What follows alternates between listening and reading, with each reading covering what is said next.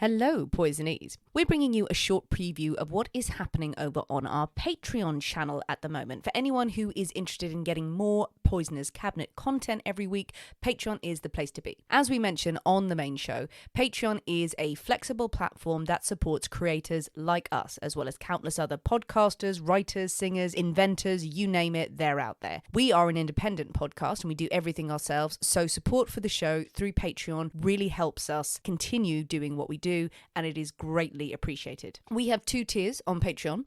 For $5 a month or your equivalent currency, you will get an extra episode every week, the Deadly Nightcaps, as well as ad-free versions of all of our main shows, plus bonus outtakes and video content. On Patreon, we've covered cases like Ed Gein, the Chicago Tylenol murders, Rasputin, Bella in the Witch Elm, Jonestown, and quite a few other so-called cults, as well as witches, wizards, and a load of modern murders too.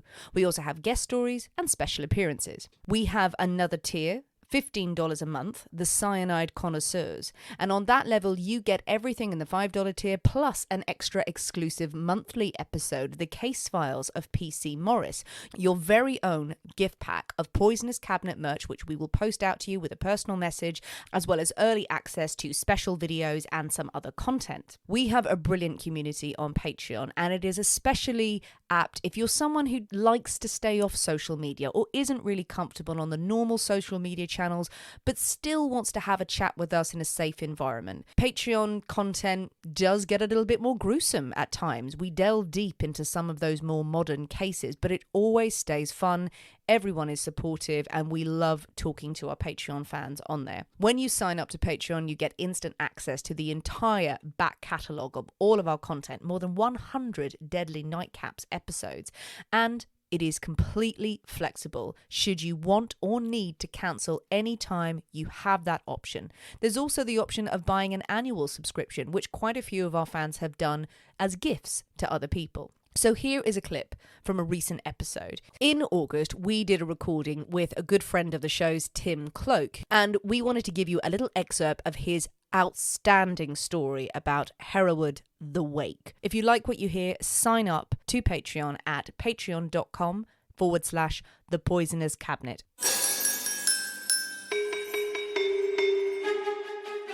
Well, Nick, we're not alone.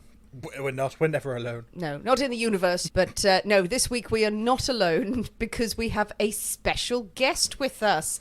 The much loved, much revered, and the sweaty, apparently at the moment, the wonderful Tim Cloak is with us for one of his patented stories. Hello, Tim. Hello, Sinead. Hello, Nick. It's lovely to be introduced as sweaty on an audio medium where no one would have known if you hadn't mentioned it. I was trying to think of a third thing, and I was just, my mind was racing. The only thing that came to mind was sweaty. He was saying he was sweaty. To be fair, you can see me on Zoom and I do look very sweaty. You don't look sweaty at all, but you said about that you'd been sweating, that you'd been ill, and then just sweat was on the brain for me, clearly. Moving on. Tim, you are joining us from Devon through the magic of the internet. I am. How are you? Well, I'm all right, actually. I've just come back from a half marathon, which is another reason why I genuinely am sweaty. And so my particular poison today is a nice pint of water mixed with a hydration tablet, which makes it taste slightly worse than an Alka-Seltzer, which I think is saying quite a lot. Sounds delightful. We are having a wild, wild afternoon with our iced lattes and hydro tab drinks. Yeah, I'm very impressed that Tim has just run a half marathon. I just about managed to walk about 100 yards to the coffee shop. What the hell are you doing running a half marathon? It's your holiday. I know it's my holiday. I've been very much behind on the London Marathon training. I'm running the London Marathon on October the 2nd, hopefully, or walking at this rate anyway, in aid of the Bone Cancer Research Trust. Maybe I'll get a little plug in for that as well. Maybe I can provide a little link because all the donations would make a massive difference. But yeah, I mean, as Sinead has alluded to, I had some sort of awful sweating fever, like the Tudor sweating sickness, I like to think, at the start of the holidays. So I'm feeling very behind, but I'm delighted to have struggled around the half marathon route today, and I'm ready to. I've just about got my breath back, and I am ready to tell you some stories. That is marvellous. Which was the king or person who did have the sweating sickness? Well, there were quite a few. Probably the most famous one was Prince Arthur, who was the son of Henry VII, who should have been King of England, but he died from this alleged sweating sickness, possibly because he had a bit of a habit for swimming in the Thames outside the Tower of London, which at the time was more or less an open sewer.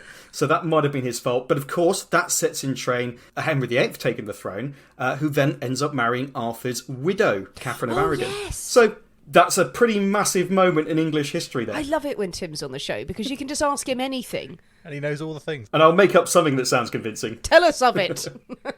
Tim has lovingly agreed to join us today because Tim has been doing his own little research down in the wilds of Devon and has found a few stories for us. So we're going to have some more stories from Tim in the future as well. First of all, though, Tim, we have to ask, and you too, Nick, anything or anyone you would like to poison this week? Ooh. Nick, you go first. Well, no, I tell you, I'm a bit befuddled about where it is. So far, no one has irked me sufficiently to warrant a good old-fashioned poisoning. No buddy and no thing. Yes. You are befuddled. And I'm also speaking in riddles, apparently. Tim, anything or anyone you would like to poison? I'm feeling fairly kind today because I'm pretty sure that whatever sickness I had 2 weeks ago was a poisoning, and I'm pretty sure it was Nick. I don't feel like I want to do that to anyone else. So, no, I'm all right for the minute. Nothing I want to poison right now. I'm sure that will change when term restarts. Indeed. I won't poison anything this week. Will I? I don't know. Disappointing protein snacks. I'll poison those. I'm on a lot of those at the moment, and it's just cheese disguised as crisps. Just eat some cheese. I do. It doesn't need to be disguised as anything. I know. I just spent money when I could have just had some cheese from the fridge. I was like, oh, what's it? Oh, it's just cheese. But anyway, let's get on with the story. Is everyone ready for a story? Oh, yes. Tim, do you have a lovely tale for us today? I certainly do. Now, this one, you know how I like to do things a little bit differently. The murder in this story is actually what happens. I didn't agree to this.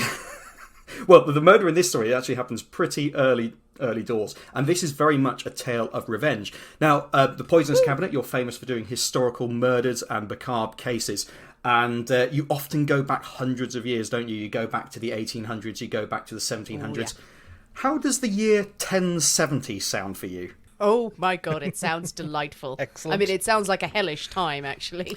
I wouldn't want to go there. There weren't a lot of custard pie fights going on and people enjoying themselves and things. But there was some fun to be had by then. Maybe as we get into our discussions, you'll find out a little bit more about the craziness of Anglo-Saxon law and order and the ways in which people used to settle their scores, because that's actually quite an important part of this. This is set during a time of great transition when the usual ways in which someone would settle their scores after a murder were not available because the country had just been invaded.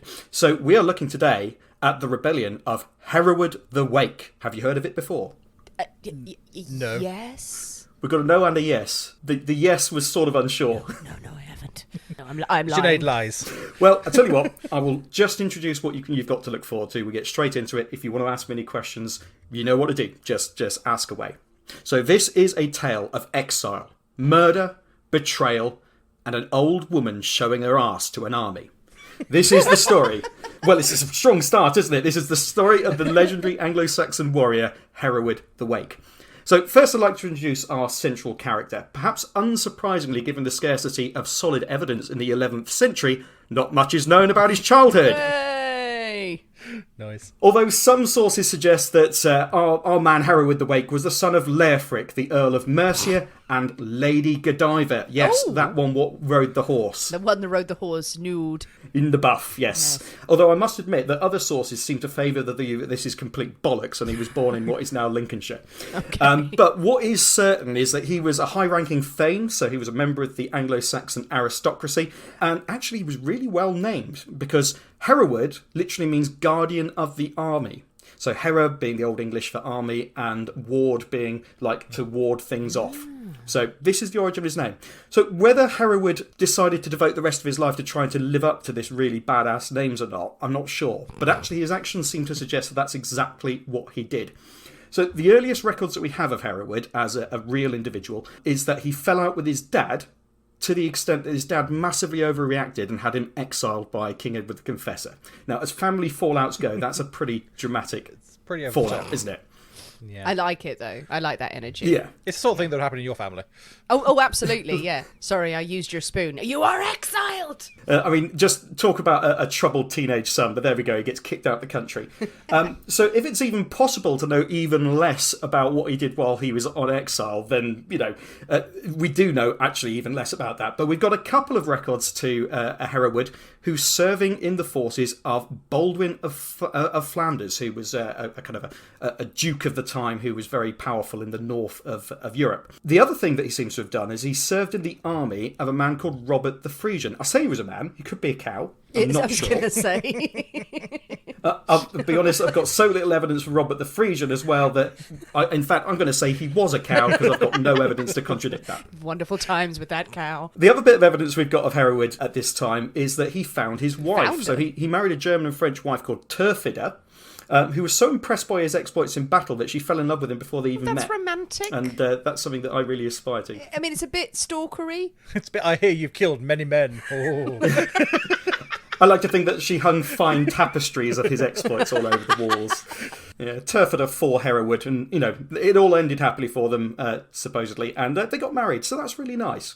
However, all good things must come to an end, and this was especially true for two things that were dear to Hereward. The first, in 1066, was the end of Anglo-Saxon England, with William the Bastard's Norman invasion and conquest. Yeah, a bit of a bump in the road.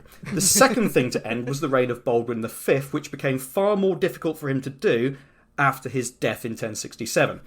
However, Hereward seems to have seen this as something of an opportunity. After all, it was Edward the Confessor who had exiled Hereward, and he's now dead.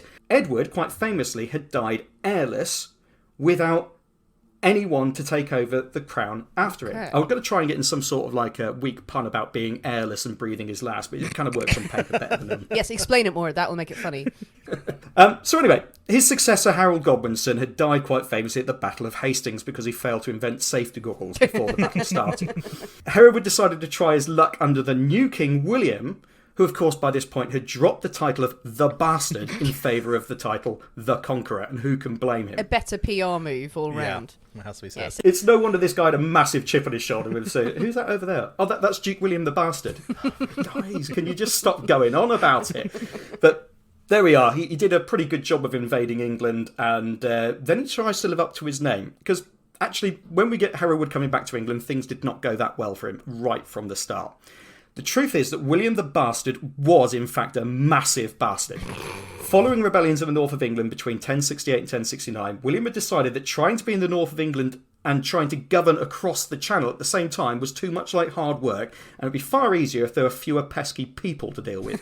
So instead, he spent Christmas Day in 1069 and the third anniversary of his coronation literally swaggering around York in his crown like a massive prick, while for the next 6 months his men carried out the harrying of the north, burning villages, murdering the innocent with the guilty alike, as William himself said, and causing a famine that probably killed 100,000 people in England at this time, which when you consider the population of England was only about 2 million people, that's absolutely a lot of people. Just horrendous. He did get to swagger around in a crown, which is pretty cool. I feel that's the sort of energy that we can really respect, don't you? Definitely.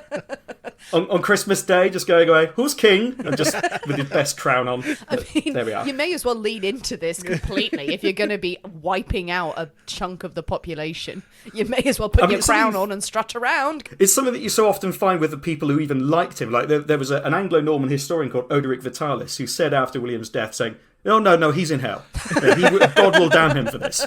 I like the guy, but he's done enough to get there." There is so much more to this story, and it only gets better. You can hear the rest of that story on Patreon, Deadly Nightcaps, episode 104. Thank you for your time today, and we hope you do wander over to Patreon if you haven't already, and find out what all the fuss is about, and why we keep drinking and keep talking about poison.